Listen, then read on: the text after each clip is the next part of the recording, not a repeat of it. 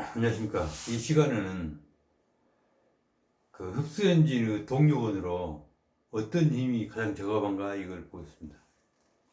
자연은 네 가지 힘이 있다고 그랬죠. 강력, 중력, 전자기력,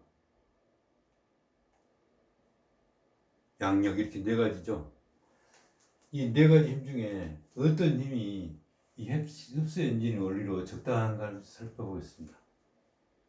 그래서 결론적으로 말씀드리자면요, 이와 같은 조건을 갖춰야 되거든요. 빠른 속도와 강력한 힘으로 공간 양력 거품을 끌어와야겠죠. 송골매처럼 강력하고 빠른 힘으로 양자 거품을 끌어와야 되니까. 또 흡수하고 속박하는 그 시스템의 힘이야 하니까. 그래서 그 시스템 힘을 다시 한번 살펴보겠습니다. 자, 원자의 경우에는요, 이와 같은 핵들을 구성을 하고 이 주변에서 전자가 궤도를 돌면서 이 플러스 전하의 양까지, 전자는 마이너스이니까요, 균형을 딱 맞춰서 전자가 방향성이 없이 완전히 모든 방향으로 다 힘이 균형이 딱 맞춰 조화를 이룹니다. 그래서 방향성이 없습니다. 그런데 냉양자가 되면서 전자가 잠기고 이런 플러스 전해량도 드러나고 이 안에 시스템도 냉각 효과로 인해서 그 대칭성이 깨지겠죠. 그렇게 되면은 방향성이 드러나거죠. 그래갖고 초이체들은, 보스, 아인슈타인, 응축물들은, 냉양자들은 다 같은 말입니다. 한 방향을 바라면서 회전을 한다고 그랬죠.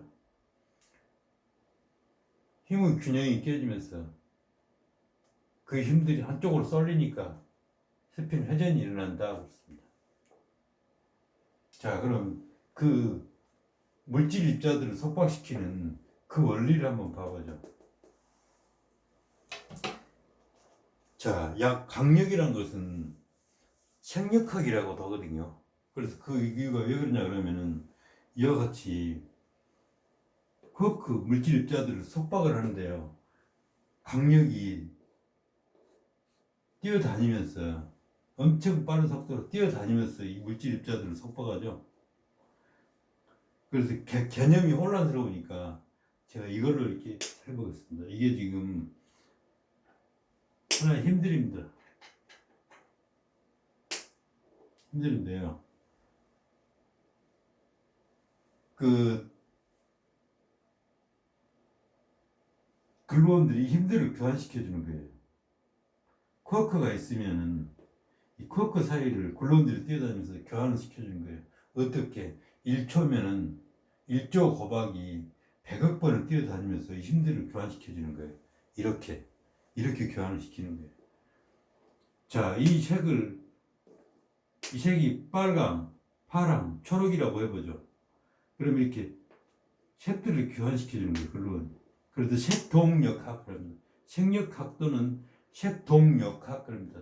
움직일 동자 써가지고요. 이 같은 색들이 움직인다 이거죠. 그래서 이 색깔을 넣은 이유는 그 개념을 잡기 위해서, 힘들은 개념을 잡기 위해서. 그래야 우리는 시각적으로 잘 그걸 알아차릴 수가 있죠. 그렇기 때문에 이렇게 색깔들을 넣어서 색깔들이 움직인다 그럽니다. 그래서 그러면 쿼크 입장에서는 어떨까요? 이 입장에서 이거 지금 쿼크잖아요. 쿼크. 이 쿼크들이 이러고 있는데 쿼크들이 다른 데로 뛰쳐나가지는 못하겠죠. 색을 계속 교환시켜 주니까. 자, 여기 냉양자 알갱이 하나를 가져왔고 여기에 있는 이 양성자 하나를 키웠습니다. 다시 확대를. 큰 그림으로 보기 위해서 쉽게. 그래서 이 쿼크들이 떨어져서 밖으로 나가려고 그러면은, 쿼크들이 이 밖으로 빠져나가려고 그러면은 글루온이 그러겠죠. 어딜 가? 내 색 받아야지. 글루온이 워낙 빨리 뛰어다니니까. 어딜 가? 내 색 받으라니까. 색을 전달합니다. 뛰어나가려고 어딜 가? 내 색 받으라니까. 또 여가 뛰어내려면 어디를 가? 내 책을 받아야지. 그래서 책은 힘입니다. 힘. 그 힘들을 계속 교환시켜주면 이렇게 뛰는 거예요. 1초에 1조 곱하기 100번을 뛰어다니면서. 그러니까 이 물질 입자들이 도저히 핵을 벗어날 수가 없죠. 강하게 물질 입자들이 속박이 되는 거죠. 그래서 이렇게 뛰어다니면서 물질들을 속박하는 힘을 강력이라고 합니다. 강한 힘으로 뛰어다니면서 물질 입자들 속박하니까요. 색들이 뛰어다니면서 색동역학. 그래서 이와 같이 물질들이 쿼크를 빠져나갈 수 없는 상태죠. 물질들이 이 핵을 빠져나갈 수가 없는 상태죠. 그렇지만 대칭성이 깨지고 자기장으로 쿼크를 계속 진동을 해주니까 이렇게 글루온들이 넘쳐나겠죠. 이 안에는 넘쳐나면서 최소한의 공간을 확보를 해야 되니까 글루온과 글루온이 결합을 해갖고 이렇게 중간자에 파이 중간자에 결합해 있는 걸로 지금 현대 물리학에서 예측을 하고 있습니다. 자, 이건 시스템을 가졌죠. 그렇죠. 엄청 빠른 속도와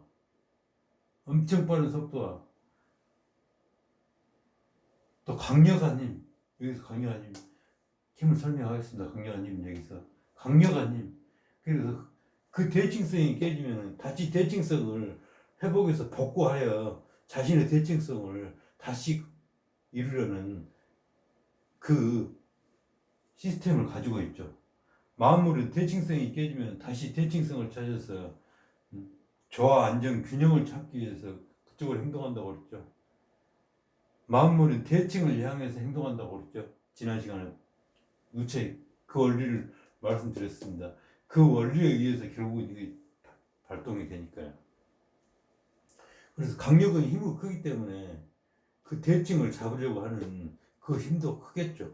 대칭, 균형, 안정을 이루려고 하는 그 힘도 역시 크게 나타나겠죠. 그래서 이와 같이 양자 거품을 흡수 속박해야만이 자신의 대칭성을 다시 복구하겠죠. 그래서 그 대칭성을 깨뜨리기 위해서 이렇게 냉연기를 가동시키고 자기장을 공급하고 이러는 거죠. 그 결과로 흡수 속박하는 시스템을 가지고 있어야겠더라 이거죠. 이 입자들 안에는 이와 같이 자신의 대칭성이 깨지면은 양자 거품을 흡수 합성하려는 그 시스템을 가지고 있죠. 그렇기 때문에 흡수 엔진, UFO 동력어들 저합한 힘은 바로 강력이다 이거죠. 강력만이 유일한 힘이 그 시스템이 될 수 있다 이거죠. 자, 그러면 그 강력한 힘을 살펴보죠. 흡수 엔진은 속도도 빠르지만 송골매처럼 속도도 빠르고 힘도 강력이야 모든 자잘한 힘들을 끌어오죠. 그래서 그 강력의 힘을 한번 봐보죠. 강력한 힘이 어떻게 된가.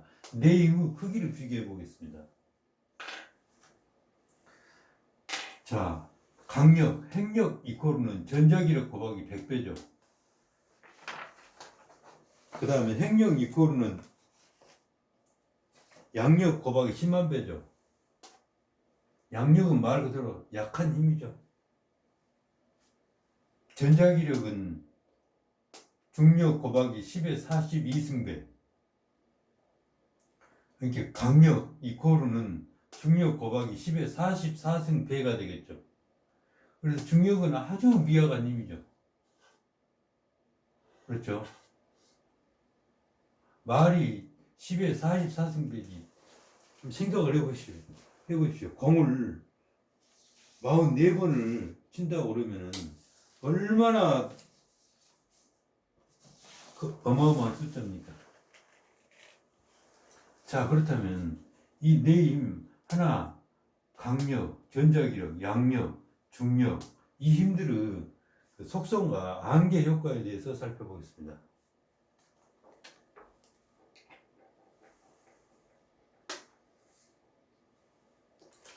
자, 이와 같이 있는데요. 이 힘들이 네 힘들이 속성을 살펴보겠습니다. 안개 효과 살펴보고요. 강력은 핵 안에서만 활동을 하죠. 강력들은 이와 같이 핵 안에서만 활동을 하지 않습니까? 핵 안에서만.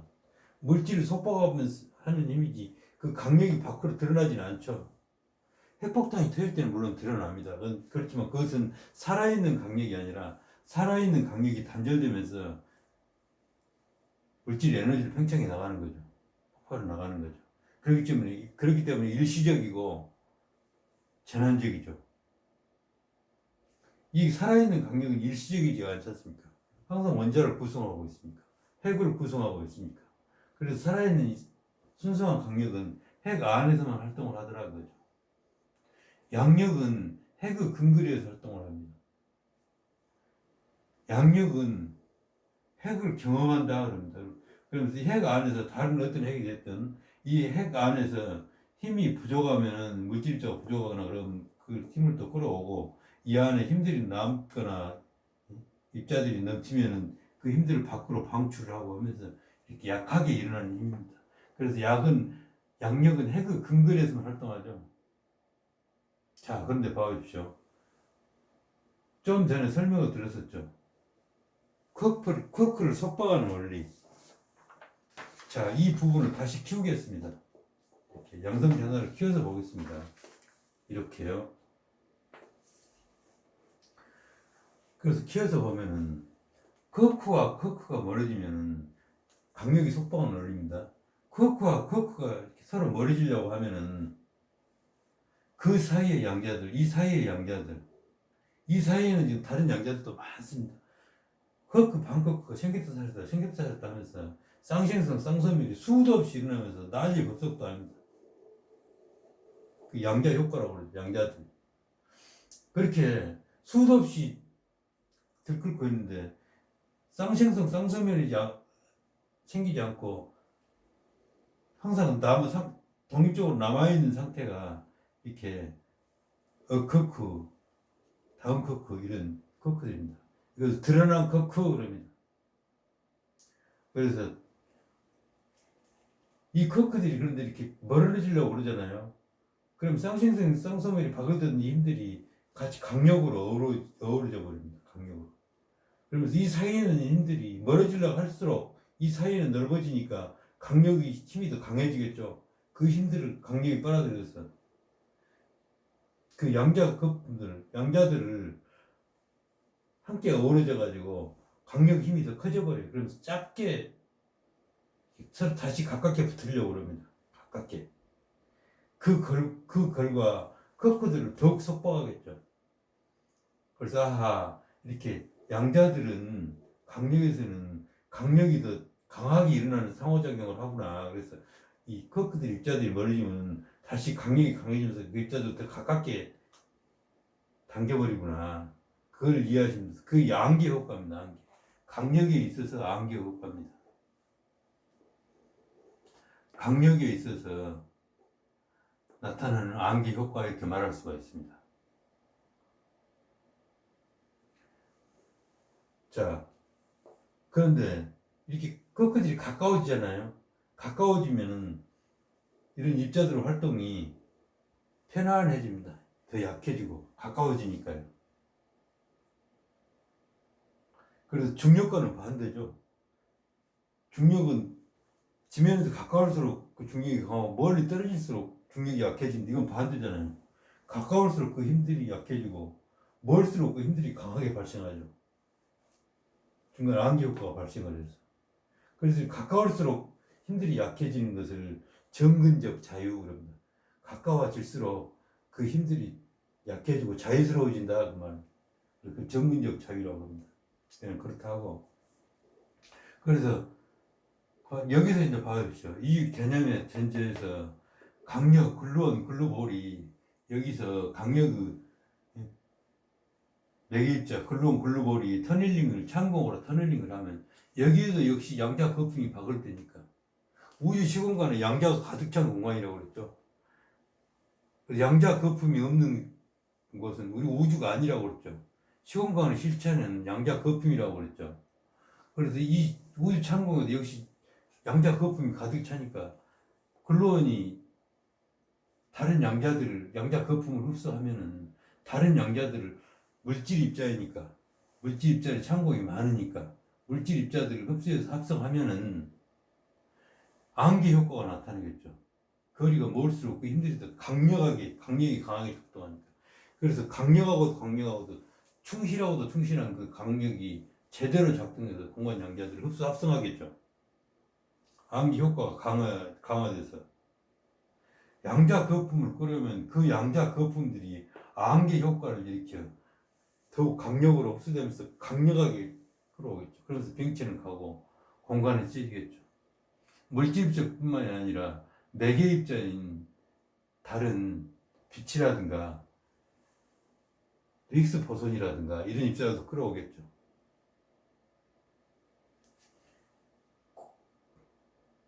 유럽 강입자 가속기에서 굴러온과 굴러온끼리 충돌할 경우가 있답니다. 입자들을 충돌시키는 그 실험이거든요. 강입자 가속기에서 강속의 99.99%로 해서 이렇게 충돌을 하면은 굴러온과 굴러온끼리 부딪힐 때 힉스 보손이 가장 많이 생산이 된답니다. 힉스 입자가.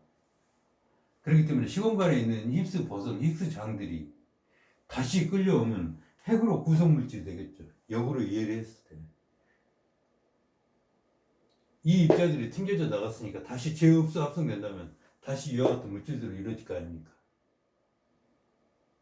그렇죠. 그래서 물질 입자만 합성한 게 아니라 보손들도 흡수해서 합성할 걸로 저는 예측을 합니다.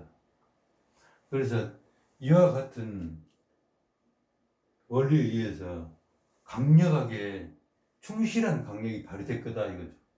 그래서 충실한 강력이 발휘되어서 양자 거품들을 흡수해 올 거다라고 저는 예측을 합니다.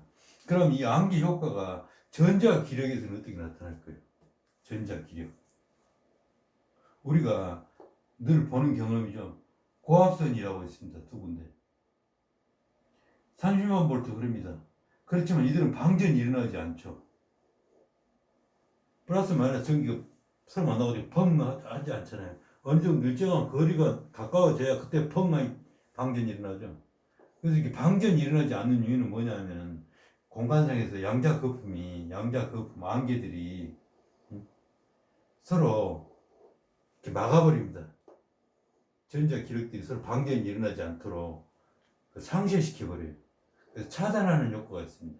그래서 우리가 안전하게 고압선들을 활용해서 전기들을 끌어쓸 수 있는 것이죠.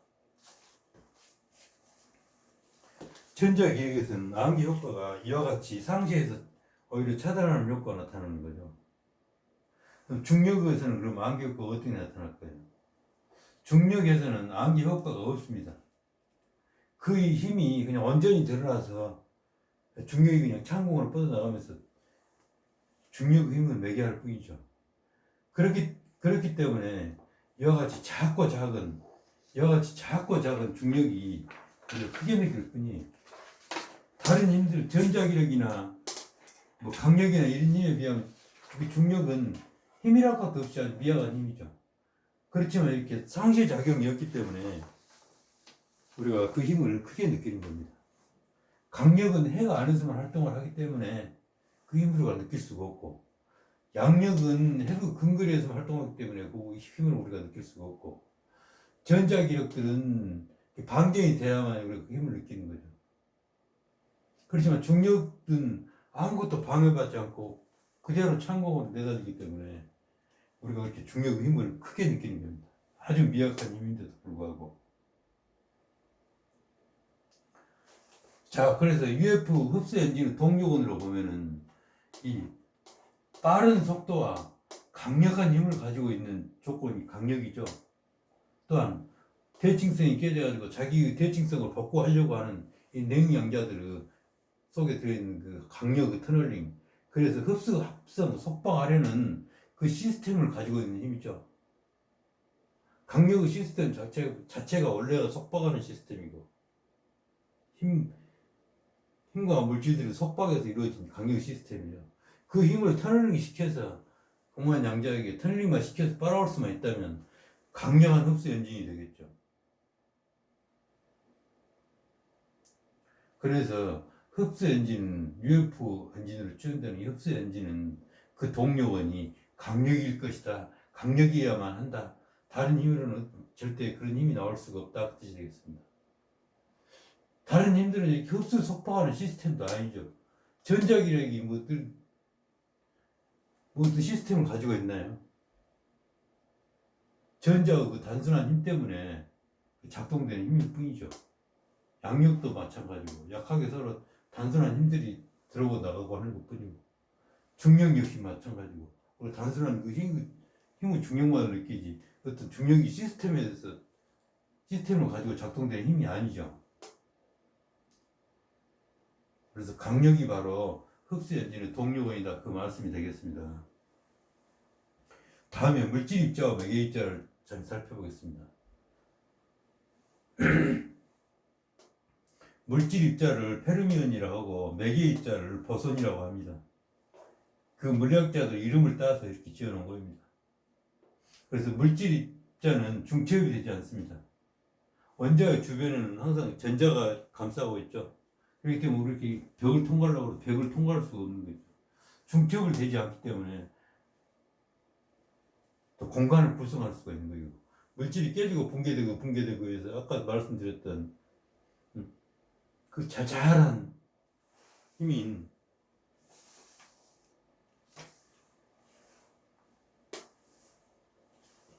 그 공간의 픽셀들을 구성을 시켜준다 이거죠. 그 공간을 구성을 시키는데 꼭 필요한 그것이 물질 입자인 것입니다. 그래서 물질 입자들은 이처럼 중첩이 되지 않기 때문에 의자에 한 사람이 한 명씩만 앉아야 됩니다. 그래서 이렇게 물질들을 다 뭐 칠판이고 뭐 집이고 아파트고 의자고 다 이렇게 형성이 돼서 볼 수가 있는 거예요.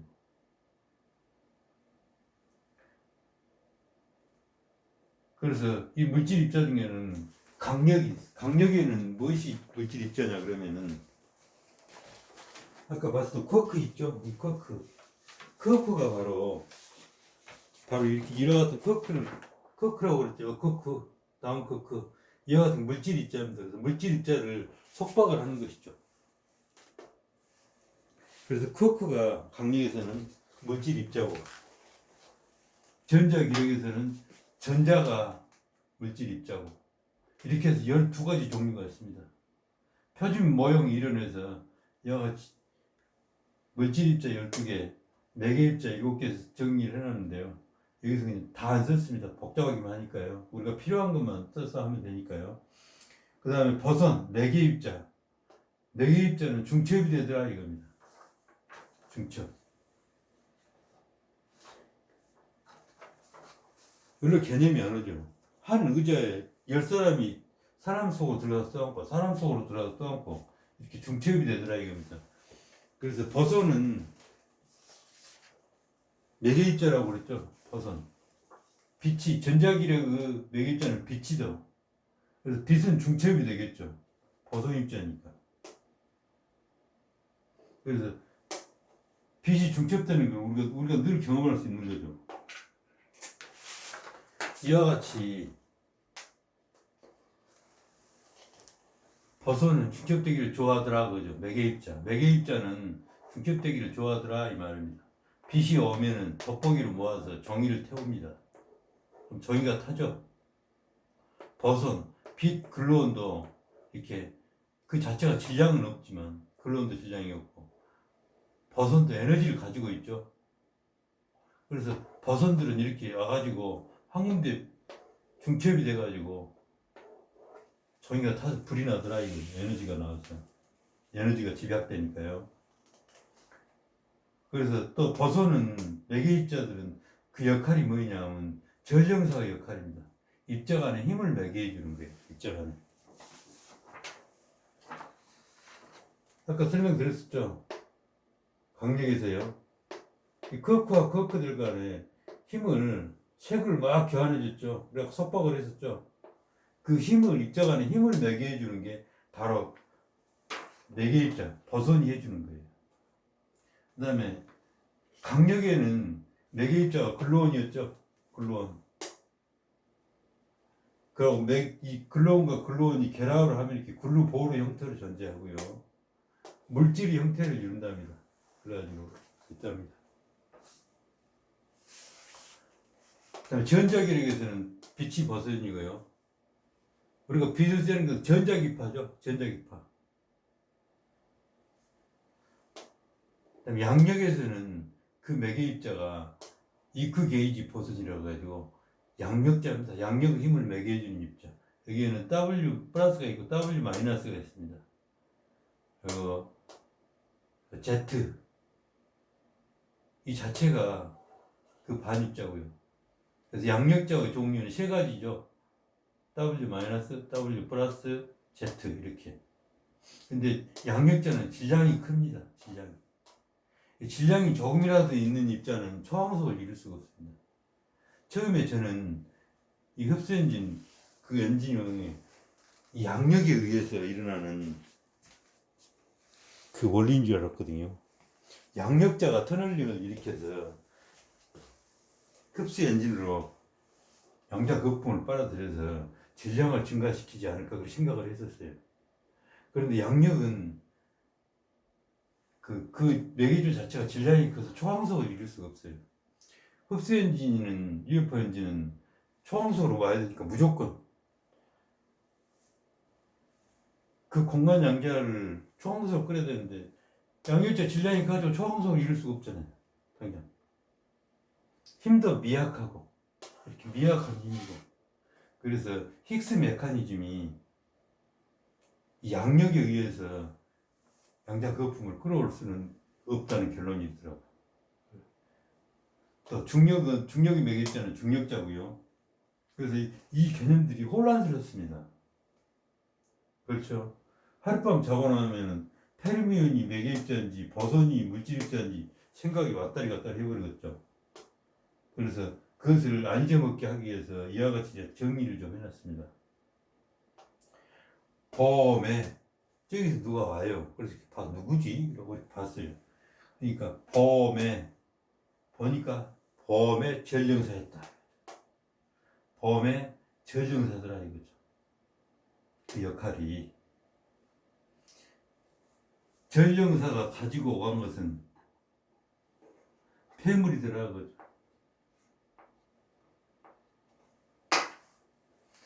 전령사가 가지고 간 것은 폐물이더라 이거죠. 봄의 전령사였다. 전령사가 가지고 간 것은 폐물이었다 이거죠. 폐자가 좀 다른데 그냥 이렇게 썼습니다. 그래서 이 정리를 하면은 이거 어려운 것도 아니죠. 헷갈리지도 않고 그 입자들이 하는 역할도 쓰여져 있고 그 입자들이 하는 역할이 서술이가 다 돼 있고 이렇게 하면 헷갈리지 않습니다. 그래서 여기서 기억해 두실 것은 다른 거 없고요. 이 붉은 글씨로 써진 것들 있죠. 붉은 글씨로 써진 것들만 기억해 놓으시면 되는 거예요. 이 많은 것들은 다 어떻게 기억할 수 없죠. 한두 강도 아니고. 그래서 외우기도 쉽죠. 뭐 힘들게 생각할 게 뭐 있어요. 아, 강력은 그렇게 빨리 다니니까 굉장히 속도도 빠르고 강력하다. 이렇게 힘이 강하니까 강력하다. 흡수 속박하는 시스템, 원자 해그 시스템, 교환 대칭을 이루면서 글루온이 색을 계속 교환시켜주면서 물질 입자들을 속박하더라. 그래서 그 대칭성이 깨뜨려가지고 공간 양자 거품을 끌어오면 되겠더라. 그 원리인 것입니다. 그냥. 그래서 UFO 흡수 엔진의 동력으로는 강력만 유일하게 가능하다고 합니다. 그래서 또 여기서는 이제 쿼크 물질 입자를 찾으면은요, 물질 입자를 찾아놔요. 그럼 매개 입자가 방출됩니다. 자, 쿼크를 찾으니 강력에서 쿼크를 찾으니까 강력의 매개 입자 글루온이 방출된다고 그랬죠. 자, 전자기력에서는 전자기력 물질 입자인 전자를 찾고 흔들어주면 그 빛이 방출됩니다. 아, 그래서 물질 입자를 흔들어주고 찾으면 매개 입자들이 방출되더라.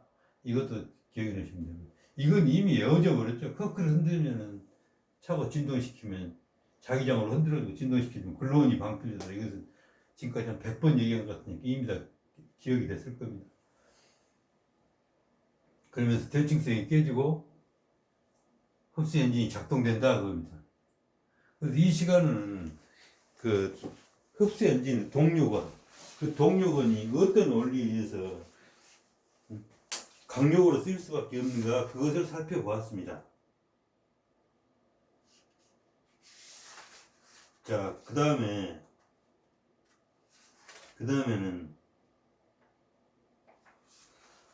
우리가 이제 아주 그 핵심적인 시간으로 이제 들어갑니다. 다음 시간부터는요. 그러면은 우리가 이와 같이 흡수 엔진이 있고 그 동력원이 있는데 그걸 어떻게 구체적으로 작동을 시킬 건가 그것을 알아봐야죠.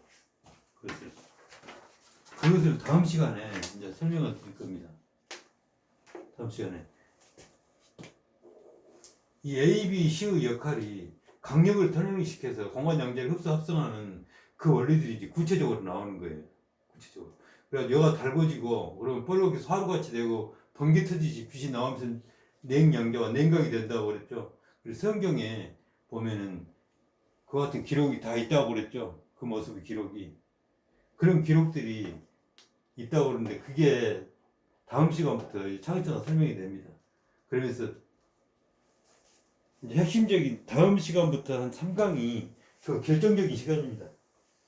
다음 시간까지는. 그리고 다 이 다음에 쭉 가면서 증명을 하나하나 해놓으니까요.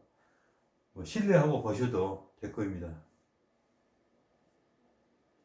감사합니다. 이 시간 이걸로 마치겠습니다.